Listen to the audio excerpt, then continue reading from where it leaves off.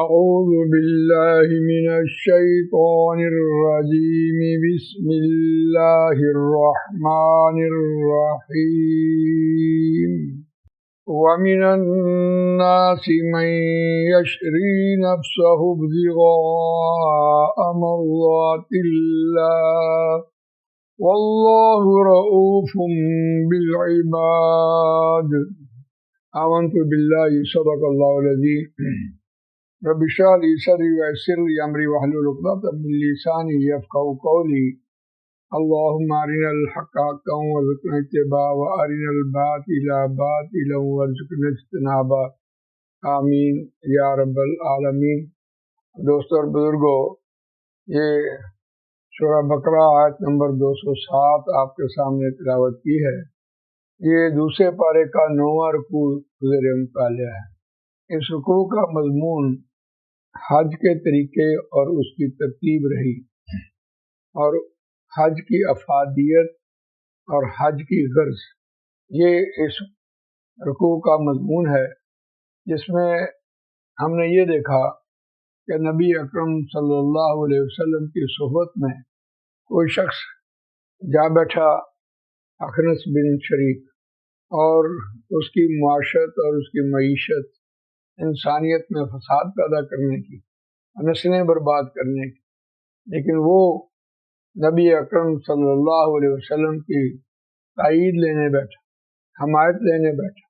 تو ایسے شخص کا رول اس دور میں جو نقل ہوا ہے وہ تا میں قیامت ایک رہنمائی ہے کہ آج کی دنیا میں بھی کوئی شخص زمین میں فساد کر رہا ہو، انسانیت کو دکھ دے رہا ہو، نسلیں بگاڑ رہا ہو، فحاشی کے کام کر رہا ہو، اور اس کے پاس تو دولت کی ریل پھیر ہے، وہ تو ہر مہینے عمرے کے لیے جائے تو اس کے لیے کیا مشکل ہے، جالیوں سے لپٹتا پھرے، دعائیں مانگتا پھرے۔ تو ایسے شخص کے بارے میں اللہ تعالیٰ نے نبی اکرم صلی اللہ علیہ وسلم کو جو رہنمائی فرمائی کہ اس کی روزی حرام ہے، تو وہ چاہے آپ کی خدمت میں جتنی مرضی جھوٹی قسمیں کھاتا پھرے، آپ نے اس کا اعتبار نہیں کرنا۔ لیکن قرآن مجید کا یہ اسلوب ہے کہ دو کردار ساتھ ساتھ پیش کر رہا ہوتا ہے۔ ایک تو کردار وہ ہے جو ابھی بیان ہو چکا، اور ایک کردار یہ ہے کہ اس نے اللہ اور اس کے رسول صلی اللہ علیہ وسلم کی خوشنودی کے لیے، اللہ کی رضا کے لیے، اللہ کو راضی کرنے کے لیے جان، مال، وقت، ہر چیز اللہ کی راہ میں قربان کر دی۔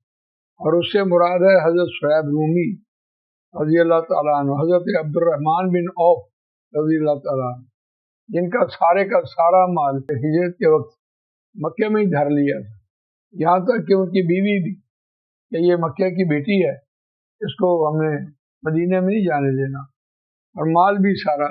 ظاہر بات ہے تاجر تھے، اور اگر مکے والے ان کا مال جو ہے مدینے جانے دیتے تو مدینے والے خوشحال ہو جاتے، نہیں جانے دیا کہ یہ مکے کی سرزمین کا مال ہے۔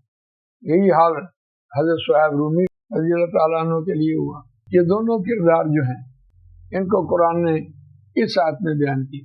وَمِنَ النَّاسِ مَن يَشْرِي نَفْسَهُ ابْتِغَاءَ مَرْضَاتِ اللَّهِ، اور لوگوں میں سے کچھ لوگ ایسے ہیں وہ بیچتے ہیں اپنی جان کو اللہ کی خوشنودی کی تلاش میں۔ لوگوں میں سے مرکب جاری ہے من یشری نفسہ ابتغاء، اور یہ آگے خبر بنی ہوئی ہے اللہ کی خوشنودی کی تلاش میں۔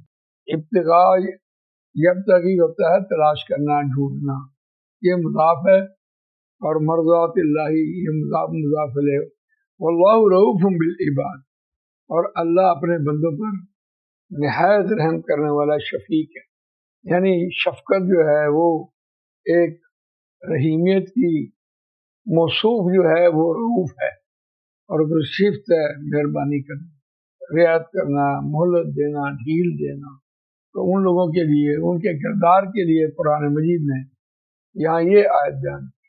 اللہ تعالیٰ مجھے آپ کو قرآن مجید پڑھنے، سمجھنے، اس پر عمل کرنے، اس کو دوسروں تک پہنچانے کی توفیق دے۔